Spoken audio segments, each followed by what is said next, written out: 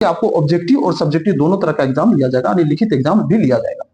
जिस तरह से 10 क्लास का जो एग्जाम पेपर होता है, सेम उसी तरह से 9 क्लास का और 8 क्लास का दोनों क्लास का एग्जाम पैटर्न रहने वाला है, क्योंकि अब ऑब्जेक्टिव और सब्जेक्टिव दोनों एग्जाम लिया जाएगा।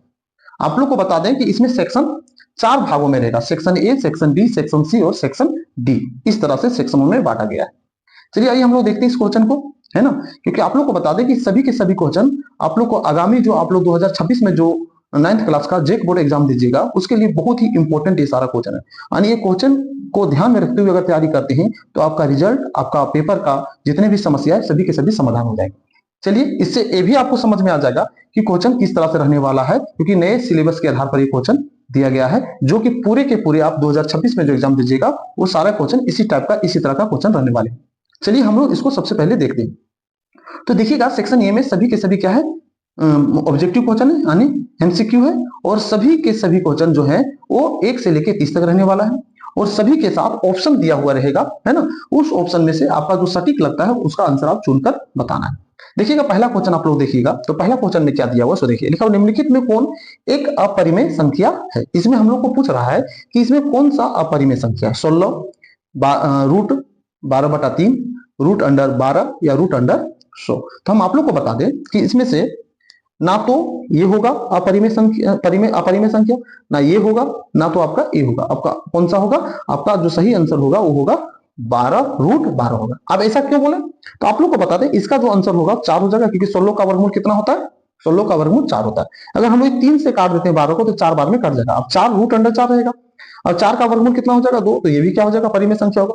100 का जो वर्गमूल होता है वो कितना होता है, तो 100 का वर्गमूल होता है 10। तो इस तरह से मेरा ये यानी रूट 16, रूट 12/3 और रूट 100 जो दिया हुआ ये मेरा क्या होगा, परिमेय संख्या होगा। हम लोग को क्वेश्चन में पूछा है अपरिमेय संख्या, तो रूट 12 इसलिए अपरिमेय बोले क्योंकि रूट को अगर हम लोग यानी 12 को अगर हम लोग सोल्व करते हैं तो 2 गुने 3 होगा, और इसका अगर जोड़ा लगा के बाहर निकालते हैं 2 बाहर निकल जाएगा और रूट के अंदर ही बच जाएगा 3। जब ऐसा होता है, जब किसी रूट के अंदर से सभी संख्याएं, सभी की सभी संख्या अगर बाहर नहीं निकलती है तो वैसे संख्याएं क्या होती है, अपरिमेय संख्या होती है। क्योंकि रूट के अंदर जितनी भी संख्या रहती है अगर उसका सोल्व करने पर यानी उसका वर्गमूल निकालने पर सभी के सभी संख्या बाहर नहीं निकलती है तो उस तरह की संख्या को हम लोग अपरिमेय संख्या कहते हैं। इसीलिए हम लोग 12 को क्या बोले, अपरिमेय संख्या, है ना। चलिए अगला क्वेश्चन देखिए। अगला क्वेश्चन दूसरा नंबर आप देखेंगे, तो दूसरा नंबर में क्या लिखा हुआ है, तो दूसरा में हम लोग को सोल्व करना है। लिखा हुआ है कि 8√15 और 2√3 बराबर क्या होगा इसका। तो देखिए इसको थोड़ा सा सोल्व कर लीजिए, तो इसको इसमें गुना कर देते हैं सर। तो 8 को गुना कीजिएगा 2 से, तो कितना हो जाएगा 8 गुना हो जाएगा 16, ठीक। उसके बाद हम लोग क्या करें 15 को 3 से गुना, तो 15 तिया कितना हो जाएगा, 15 तिया 45 होता है, यही होता है। अब हम लोग इसको क्या करेंगे, 16 दिया हुआ है, 45 को अगर हम लोग गुणनखंड करते हैं तो देखिए 45 का अगर सबसे पहले गुणनखंड कर देते हैं तो गुणनखंड करेंगे तो 3 से हो जाएगा 15, है ना। फिर 3 से कीजिए कितना हो जाएगा 5, तो हो जाएगा 3 गुने 5, यही होगा। इसका जोड़ा लग जाता है, तो जोड़ा जब लग जाता है तो 16 3 बाहर निकल जाएगा, गुना में होगा, नीचे हो जाएगा 5। अब गुना कीजिएगा तो 16 तिया कितना होता है, 16 तिया हो जाता है 48, अंदर क्या बच जाएगा 5 बच जाएगा। तो इसका मतलब हो जाएगा कि 48√5 कितना होता है, 48√5, इस तरह का संख्या आता है। अब इस ऑप्शन में देखिएगा तो इसमें ऐसा दिया हुआ है, तो इसमें आप देख सकते हैं, है ना। तो इसमें क्या है, किसी में दिया हुआ नहीं, 16 क्या दिया, 16√45 दिया हुआ, तो 16√45 भी आया था। तो इसका मतलब इसका सही आंसर क्या हो जाएगा, इसका सही आंसर होगा 16√45, क्योंकि इसका पूरा सोल्व करते हैं तो 48√5 आता है, लेकिन वो सोल्व ना किया, सिर्फ क्या किया 8 को 2 से गुना कर दिया, तो 8 गुना 16 और 15 दिया 45, तो वही चीज हम लोग को आंसर में दिया हुआ। चलिए अगला क्वेश्चन देखिएगा, तो इसको अगर हम लोग सोल्व करते हैं 3 नंबर को अगर सोल्व कीजिएगा तो इसका कौन सा आंसर होगा, इसका आंसर होगा चौथा। कौन सा होगा, चौथा होगा, क्योंकि इसको सोल्व करके आप देख लीजिएगा, यही इसका आंसर होगा, ठीक है। अगला क्वेश्चन देखिएगा 4 नंबर में क्या लिखा हुआ है। 4 नंबर में लिखा हुआ है कि बहुपद 3x + 5 का शून्य। तो 3x + 5 का शून्य क्या होगा, तो शून्य को निकालना बहुत आसान है, क्योंकि लिखा हुआ 3x + 5 बराबर मान लीजिएगा 0। हम लोग 3x बराबर 5 को अगर उधर लेंगे तो माइनस में 5 हो जाएगा। हमको x का मान चाहिए तो लिखेंगे -5/3, तो क्या हो जाएगा -5/3 हो जाएगा। -5/3 किसमें दिया हुआ, तो देखिएगा -5/3 इसमें दिया हुआ, किसमें दिया हुआ है, तीसरा में दिया -5/3। तो इसका सही आंसर जो होगा कौन सा होगा, 3 नंबर होगा, ठीक है। चलिए अगला नंबर लिखा हुआ 2x के पावर 3 -4x² + 5x + 7 की घात है। बताइए इसमें घात कौन सा होता है। आप लोग को पता है कोई भी बहुपद दिया रहे तो उसमें सबसे बड़ा घात को ही लिया जाता है। इसमें सबसे बड़ा घात कितना है, तो इसमें सबसे बड़ा घात जो है वो 3 है। कितना है, 3। तो इसका मतलब इसका जो आंसर होगा कौन सा होगा, तीसरा नंबर होगा, 3 नंबर होगा। ठीक है, क्योंकि किसी भी बहुपद को किस नाम से जाना जाएगा, जो सबसे बड़ा घात रहेगा उसके नाम से जाना जाता है। तो इसमें सबसे बड़ा घात कितना है, 3 है, इसलिए ये इसका आंसर क्या होगा, 3, यानी त्रिघात बहुपद है ये, है ना। चलिए अगला हम लोग देखते हैं, छठा नंबर क्वेश्चन देखते हैं। छठा नंबर क्वेश्चन में क्या दिया हुआ, सो देखिएगा। छठा में लिखा हुआ कि यदि a plus B plus C बराबर 0 तो a cube plus B cube plus C cube का मान क्या होगा। बताइए इसका मान क्या होगा। तो आप लोग को बता दें कि इसका मान क्या होगा। तो क्वेश्चन नंबर कौन सा, क्वेश्चन नंबर आपका दिया हुआ है छठा। तो छठा में जो इसका आंसर जो होगा वो होगा, फार्मूला अगर जानते होंगे तो इसका होगा 3abc। क्या होगा, 3abc, क्योंकि इसका फार्मूला क्या होता है, तो देखिए होता है a cube plus B cube plus C cube minus 3abc। लेकिन बराबर यहां देखिएगा, इसको देखिएगा, तो इसमें आप देखिएगा, थोड़ा सा रुक जाइएगा, है ना, 1 मिनट। चलिए देखिए, इसमें देखिएगा कि ये जो दिया हुआ ये है ना, ये आप लोग का जो दिया हुआ, इसी फार्मूला पर हम लोग को सेट करना है। तो इस पर हम लोग इसको फार्मूला पर सेट करेंगे, तो बराबर के बाद क्या दिया, 0। इसीलिए इसमें क्या था कि a cube plus B cube plus C cube minus 3abc बराबर क्या था, 0। तो ये इधर आ गया तो हो जाएगा a cube plus B cube plus C cube बराबर हो जाएगा 3abc। ठीक है, तो इसलिए इसका आंसर क्या होगा, ये होगा। तो इसके लिए इसका आंसर 3 नंबर कौन सा होगा, 3 नंबर होगा। चलिए ठीक, अब हम लोग अगला जाते हैं 7 नंबर क्वेश्चन। 7 में लिखा हुआ है कि यदि किसी बिंदु के निर्देशांक 0 और -4 है तो वह स्थित होगा। बताइए वो कहाँ स्थित होगा, आप लोग बताइए वो स्थित जो होगा वो कहाँ होगा। तो आप लोग को बता दें कि जिस अक्ष का मान 0 होगा, है ना, जिस अक्ष का मान 0 होगा वो हमेशा उल्टा वाला में स्थित रहेगा। तो इसमें x का मान 0 है तो इसका मतलब y अक्ष पर होगा। कहाँ होगा, y अक्ष पर होगा, x पर। अगर y का मान 0 होता तो किस पर होता, x अक्ष पर होता। तो इसका आंसर जो होगा वो क्या होगा, y अक्ष होगा। ठीक, चलिए अगला क्वेश्चन अब हम लोग देखते हैं। 8वां नंबर क्वेश्चन में क्या दिया हुआ है कि दूसरे चतुर्थांश में एक बिंदु के भुज और कोटि को चिन्ह क्रमशः है। बताइए चिन्ह क्रमशः नहीं, इसका चिन्ह क्या होगा, इसका भुज है ना और कोटि के चिन्ह क्रमशः क्या होगा। तो बताइए इसका जो होगा वो क्या होगा। तो हम लोग जानते हैं कि किसी भी, ठीक है, किसी भी दूसरे चतुर्थांश में जो भुज होता है, दूसरे चतुर्थांश ध्यान दीजिएगा, इस तरह से समझ सकते हैं। दूसरे चतुर्थांश में ये हो गया प्रथम, ये हो गया दूसरा, ये हो गया आपका तीसरा, है ना, और ये आपका क्या हो गया, चौथा। आप लोग को बता देते हैं इसमें जो होता है, इसमें होता है प्लस प्लस होता है।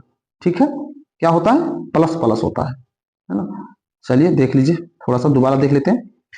इस तरह से रहेगा हम लोग के पास, ये होता है पहला, ये होता है आपका दूसरा, ये होता है चौथा, और ये होता है तीसरा। इसमें होता है प्लस प्लस, ठीक, इसमें होता है माइनस और प्लस, इसमें होता है माइनस माइनस, ठीक, इसमें होता है प्लस, उसके बाद होता है माइनस। तो हम लोग को बोलता है दूसरे चतुर्थांश में भुज और कोटि का चिन्ह क्या होगा। तो दूसरे चतुर्थांश भुज जो रहेगा वो माइनस में रहेगा, भुज क्या रहेगा, माइनस में, और कोटि रहेगा क्या चीज में रहेगा, प्लस में रहेगा। तो इस तरह का ऑप्शन किसे मिलता है, दूसरा वाला में। तो दूसरा वाला में तो इसका मतलब माइनस और प्लस में रहेगा। तो माइनस प्लस कौन सा दिया हुआ, तो इसमें जो सही आंसर होगा वो होगा चौथा नंबर होगा। ठीक, अब लिखा है x प्लस 2y बराबर 6 का एक हल है।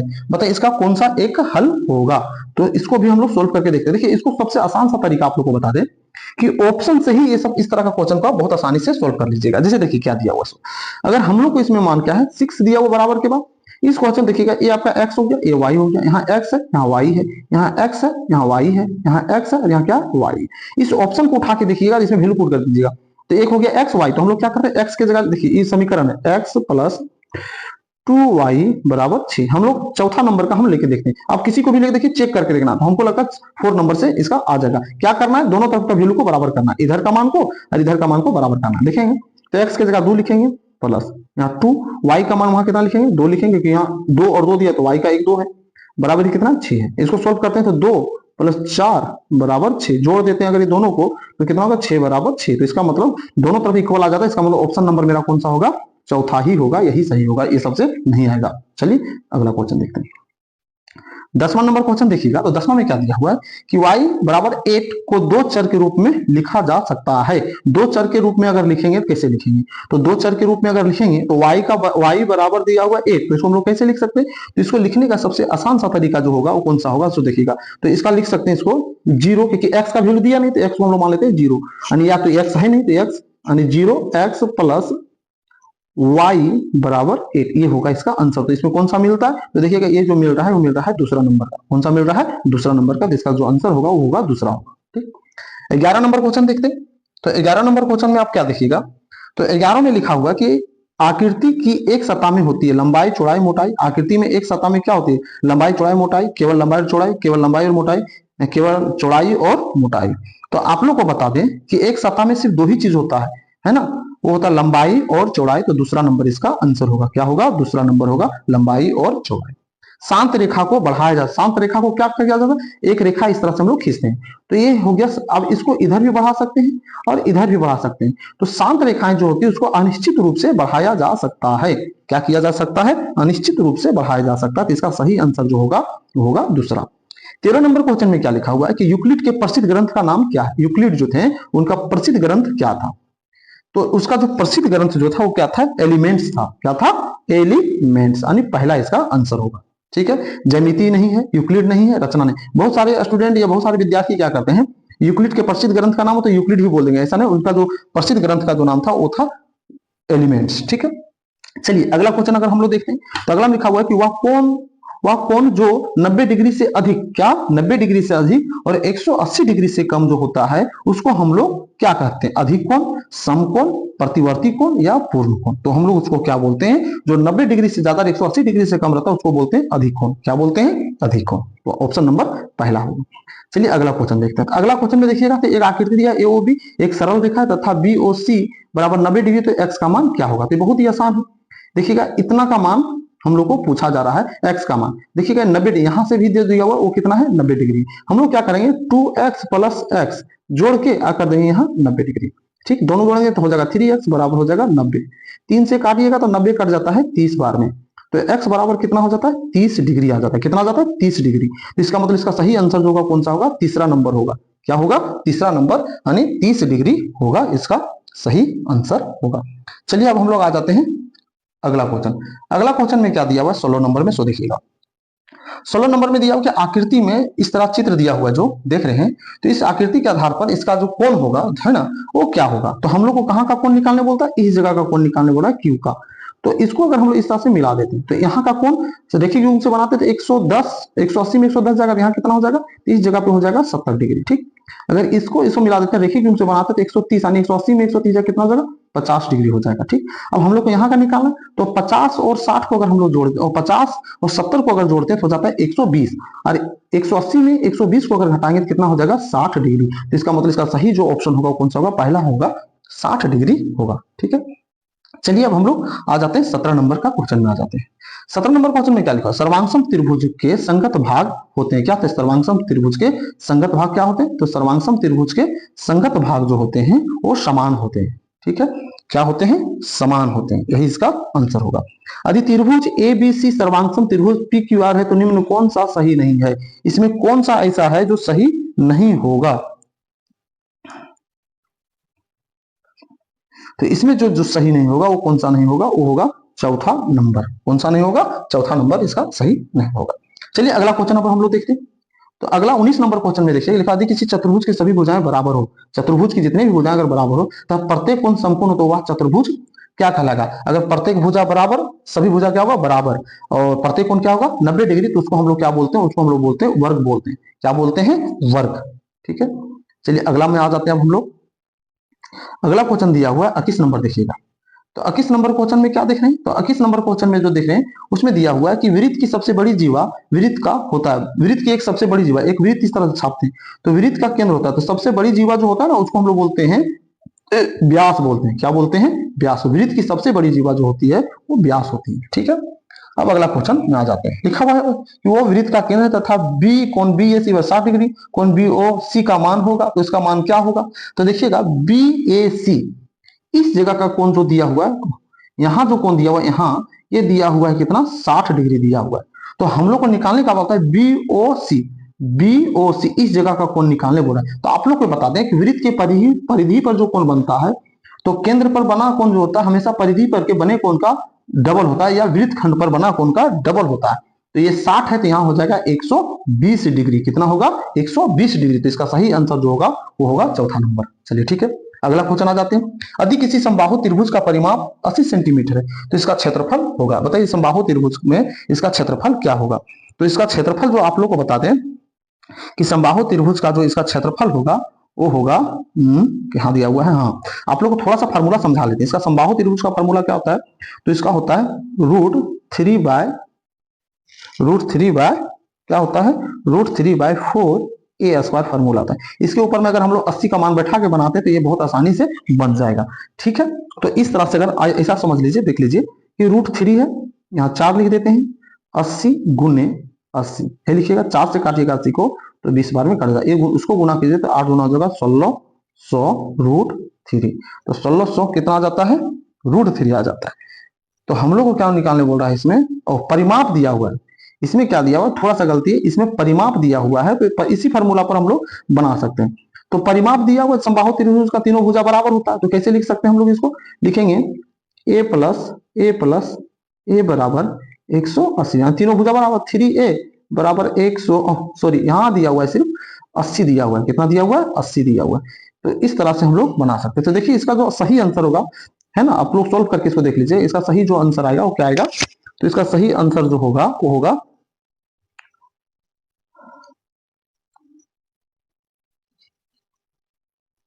क्वेश्चन जो है थोड़ा सा अलग टाइप से दिया हुआ है, जो कि इसको अगर सोल्व करके देखिएगा तो इसमें ऑप्शन में नहीं दिया हुआ है, लेकिन इसका आंसर जो आना चाहिए ऐसा समझ लीजिए कि इतना आएगा 150 √3 सेंटीमीटर स्क्वायर आएगा। चलिए ठीक है, लेकिन इसको थोड़ा सा कहीं त्रुटि है, तो इस क्वेश्चन को अगर हम लोग बनाते हैं तो थोड़ा सा देख लीजिएगा। ठीक है, चलिए अगला क्वेश्चन देखते हैं। 24 नंबर क्वेश्चन में क्या लिखा है, एक त्रिभुज जिसकी भुजाएं 18 सेंटीमीटर, 10 सेंटीमीटर और 14 सेंटीमीटर, इसका क्षेत्रफल होगा। हीरोन सूत्र से इस क्वेश्चन को बनाइएगा। क्या करना है आपको, हीरोन सूत्र से इस क्वेश्चन को अगर बनाएंगे तो इसका सही जो आंसर आएगा, है ना, इसका सही आंसर क्या आ जाएगा, 21/11। 21/11 ने तीसरा नंबर इसका सही आंसर होगा। 25 नंबर में लिखा हुआ एक समकोण त्रिभुज का आधार 8 सेंटीमीटर, कर्ण दिया 10 सेंटीमीटर, इसका क्षेत्रफल क्या होगा। समकोण त्रिभुज का क्षेत्रफल क्या होगा, समकोण त्रिभुज का क्षेत्रफल का फॉर्मूला क्या होता है 1/2 इंटू आधार यानी b गुने h, यही होता है। तो आधार दिया हुआ है और इसमें क्या है कि कर्ण दिया हुआ है, तो हम लोग इसको निकाल सकते हैं। कर्ण यानी तो h, इसमें h निकालना है हम लोग को, तो h बराबर क्या होता है ना। तो कर्ण एक समकोण त्रिभुज ऐसे बनाइएगा, तो ये आपका 90 डिग्री, ये आपका बी हो गया, ये आपका क्या हो गया, ये आपका पी हो गया, और इसी को हम लोग एच बोलते हैं, और इधर क्या हो गया, कर्ण हो गया, तो इसको भी हम लोग एच बोलते हैं, लेकिन ये हाइपोटेनियस होता है ना, और ये हाइट होता है, ये ध्यान में इस बात को रखिएगा। तो इसको अगर हम लोग निकालेंगे तो 8 यानी 100 हो जाएगा, अब माइनस हो जाएगा 64, 64 हटा देंगे 36 यानी आएगा इसका 6। तो इसमें ध्यान दीजिएगा, इसका हो जाएगा कितना, सो देखिएगा एक बार में हम थोड़ा सा रफली सोल्व करके देखते हैं। तो इसका रफली जब सोल्व करेंगे तो देखिएगा हो जाएगा 1/2 गुने आधार दिया हुआ 8 और 6 काट देंगे तो 4 बार में 6 हो जाएगा 24। तो इसका आंसर जो सही होगा वो कौन सा होगा, पहला नंबर का होगा, यानी 24 इसका सही आंसर है। किसी बेलन का वक्र पृष्ठीय क्षेत्रफल, किसी बेलन का वक्र पृष्ठीय क्षेत्रफल 80 पाई सेंटीमीटर, इसकी ऊंचाई 8 सेंटीमीटर, इसकी त्रिज्या क्या होगी। तो इसकी त्रिज्या क्या होगी, इसको भी आप सोल्व करके अगर हम लोग देखते हैं तो इसकी त्रिज्या कितनी होगी, तो इसकी त्रिज्या 5 सेंटीमीटर होगी। कितना सेंटीमीटर होगी, 5 सेंटीमीटर। इसको भी आप सोल्व कर लीजिएगा। और अगर आप लोगों से सोल्व नहीं होता है और किसी भी स्टूडेंट को ऐसा लगता है तो इनका पूरा कंप्लीट वीडियो सॉल्यूशन के साथ अगर बोलिएगा, अगर कमेंट करते हैं पूरे सॉल्यूशन के साथ आपको हम टोटल इसका वीडियो डाल के आप लोगों के लिए उपलब्ध कराएंगे। लेकिन आप इसके बारे में अगर कमेंट करते हैं, बताते हैं, या किसी तरह समस्या है तो पूर्ण रूप से बताइए, हम उसका समाधान करने के लिए तत्पर हैं। चलिए अगला क्वेश्चन देखते हैं 27 नंबर। समान आधार की त्रिज्या और समान ऊंचाई वाले शंकु और बेलन का आयतन का अनुपात होगा। बताइए इसका अनुपात क्या होगा। तो इसका 27 नंबर का जो सही आंसर होगा वो होगा 1:3। तीसरा नंबर होगा 1:3 होगा। ठीक है, इसको सोल्व करके आपको देख सकते हैं। 28 नंबर में लिखा है गोले का पृष्ठीय क्षेत्रफल, गोले का पृष्ठीय क्षेत्रफल क्या, 4πr², फॉर्मूला है आपका। अब लिखा हुआ है वर्ग अंतराल 100 और 120 का वर्ग चिन्ह, का वर्ग चिन्ह बराबर क्या होता है, उच्च सीमा प्लस निम्न सीमा बटा 2। दोनों को जोड़ दिए, 120 और 100 को जोड़िएगा हो जाएगा 220, इसका आधा कर दीजिएगा तो हो जाएगा 110। तो इसका सही आंसर हो जाएगा, तीसरा नंबर हो जाएगा 110 हो जाएगा। अगला क्वेश्चन हम लोग देखते हैं, लास्ट क्वेश्चन देखते हैं, है ना। तो इसमें लास्ट क्वेश्चन में क्या दिया हुआ सो देखिएगा। एक आयत चित्र में एक आयत की ऊंचाई दर्शाती है, एक आयत की ऊंचाई क्या दर्शाती है, एक आयत का, है ना, एक आयत चित्र में एक आयत की ऊंचाई क्या दर्शाती, वर्ग अंतराल की सीमा, वर्ग अंतराल की ऊपरी सीमा, वर्ग अंतराल की बारंबारता, या इनमें से कोई नहीं। तो ये जो दर्शाती है ये बारंबारता दर्शाती है। क्या दर्शाती है, बारंबारता। ध्यान में रखिएगा कि क्या दर्शाती है, तो बारंबारता दर्शाती है। यही इसका आंसर है। तो इस तरह से आपका ऑब्जेक्टिव क्वेश्चन जो है 9 क्लास के वो पूरा कंप्लीट होता है। ठीक है, अगर सॉल्यूशन के साथ चाहते हैं तो आप कमेंट करके बताइए, हम इसका पूरा सॉल्यूशन के साथ इसका वीडियो बनाएंगे, बना के डालेंगे। चलिए ठीक है, चलिए इसके आगे आप लोग देखिए। अब आप लोग को थोड़ा सा सब्जेक्टिव दिखा देते हैं। तो सब्जेक्टिव प्रश्न जो है सो देखिएगा सेक्शन बी में आपका यहां से शुरू होता है सब्जेक्टिव। ठीक है, देखिएगा इसमें तो सब्जेक्टिव में आपको 6 प्रश्नों का ही उत्तर देना है। प्रत्येक प्रश्न जो है वो कितना नंबर का है, तो देखिएगा प्रत्येक प्रश्न जो है वो 2-2 नंबर का है। टोटल प्रश्नों की संख्या कितनी है, तो देखिएगा टोटल प्रश्नों की संख्या टोटल है आपके पास 8 प्रश्न रहेंगे। कितने प्रश्न रहेंगे, 8 प्रश्न। 8 प्रश्नों में से आपको 6 प्रश्नों का ही उत्तर देनी है। हर सेक्शन से जितना बोलेगा उतना ही प्रश्नों का आपको उत्तर देना है। तो सेक्शन बी से आपको 6 प्रश्नों का उत्तर देने, लेकिन टोटल जो प्रश्न रहेंगे सेक्शन बी में वो 8 प्रश्न रहेंगे, उनमें से 6 प्रश्नों का उत्तर आपको देने। देखिए क्वेश्चन आप लोग देख रहे होंगे, देखिए कि बहुत ही आसान क्वेश्चन है। क्या लिखा हुआ है, 1/3 और 1/4 के बीच परिमेय संख्या ज्ञात करें, है ना। इसी तरह से हम लोग को क्या दिया हुआ है देखिएगा, ठीक है। इसी तरह दूसरा नंबर में लिखा हुआ है कि रेखीय समीकरण 3x - 2y बराबर 12 के 2 हल ज्ञात करें, ये है। तीसरा में है क्या कि 60 का पूरा कोण ज्ञात करें, बहुत इजी है। समचतुर्भुज को परिभाषित करें, बहुत ही आसान है। यदि किसी त्रिभुज की 3 भुजा 1, 2, 3 के अनुपात है तो उसके परिमाप इतना दिया हुआ है, तो ये हीरोन सूत्र से आप बना सकते हैं, है ना। तो इस तरह से सभी प्रश्न जो है जो आपको सबसे इजी लगता है बनाने में, जो सबसे आसान है वही प्रश्नों को बनाना है, लेकिन इनमें से 6 प्रश्नों का ही उत्तर देनी है। अब अगला आ जाते हैं, तो अगला सेक्शन क्या दिया हुआ है, तो अगला सेक्शन देखिएगा तो सी दिया हुआ है। अगला सेक्शन सी है, इसमें भी 6 प्रश्नों का ही उत्तर देना है। अब हम लोग देख रहे हैं इसमें टोटल कितने प्रश्न है, तो 1, 2, 3, 4, 5, 6, है ना, और 2, 8। इसमें भी 8 प्रश्न है। इन 8 प्रश्नों में से आपको 6 प्रश्नों का ही उत्तर देनी है। और ये कितने नंबर का है, तो प्रत्येक प्रश्न 3 नंबर का है। आप अगर सभी प्रश्नों का उत्तर देते हैं तो सभी प्रश्नों से आपको 3-3 नंबर करके मिलेगा, तो टोटल 18 नंबर का क्वेश्चन है, 18 अंक का है। ठीक है, जिसमें से 6 प्रश्नों का ही उत्तर देख सकते हैं आप लोग। क्वेश्चन बहुत ही आसान है, गुणनखंड दिया हुआ है ना। पहला में आपका क्या दिया हुआ है, गुणनखंड दे दिया गया है, ये बहुत ही आसान। उसके बाद इसमें क्या है, कार्तीय तल के बारे में दिया हुआ है, जो बहुत आसानी से बना सकते हैं। फिर एक आपका 5 चैप्टर से दिया हुआ है, जो बहुत ही आसान है। तो ये सारे क्वेश्चन जो है बहुत ही आसान है, लेकिन इसका वीडियो के साथ हम सब्जेक्टिव का टोटल वीडियो के साथ हम डालेंगे, आप उस पूरे सॉल्यूशन को आप देख सकते हैं। ठीक है, अभी हम ऑब्जेक्टिव का क्वेश्चन बता रहे थे, सब्जेक्टिव का जब भी बताएंगे पूरे फुल वीडियो के साथ आप इसको देख सकते हैं। चलिए, इस तरह से आप लोग का क्वेश्चन दिया हुआ है। उसके बाद अगला आगे देखते हैं, तो देखते हैं आगे और सी सेक्शन डी दिया हुआ है। सेक्शन सी तक हो गया, सेक्शन डी जो है इनमें से कितने प्रश्नों का उत्तर देना है, तो देखिएगा इसमें से जो दिया हुआ है इनमें से आपको 4 प्रश्नों का ही उत्तर देनी है। टोटल प्रश्नों की संख्या कितनी रहेगी, तो देख लेते हैं टोटल प्रश्नों की संख्या इसमें कितनी है। इसमें टोटल प्रश्नों की संख्या 6 है। कितनी है, 6 रहेगी। 6 में से आपको 4 प्रश्नों का ही उत्तर देनी है। कितने प्रश्नों की, 4 प्रश्न। ये आपका बहुत आसान सा क्वेश्चन है, इसको आप सोल्व कर सकते हैं। ये प्रश्न भी बहुत ही आसान है, गुणनखंड है, ये भी आप लोग सोल्व कर सकते हैं। उसके बाद इसमें देखिएगा एक आपका दिया हुआ है त्रिभुज से दिया गया है, ये भी बहुत ही आसान सा क्वेश्चन है। तो अगर आप बनाते हैं 4 प्रश्नों को चूज करके तो बहुत ही आसान सा क्वेश्चन है, बहुत आसानी से आप बना लीजिएगा। तो इस तरह से आप सब्जेक्टिव क्वेश्चन दिया हुआ है, और इन सभी प्रश्नों का हम सब्जेक्टिव वाला वीडियो डालेंगे, जो कि हम आपको टोटल सॉल्यूशन करके दिखाएंगे। ठीक है, चलिए धन्यवाद। इसी के साथ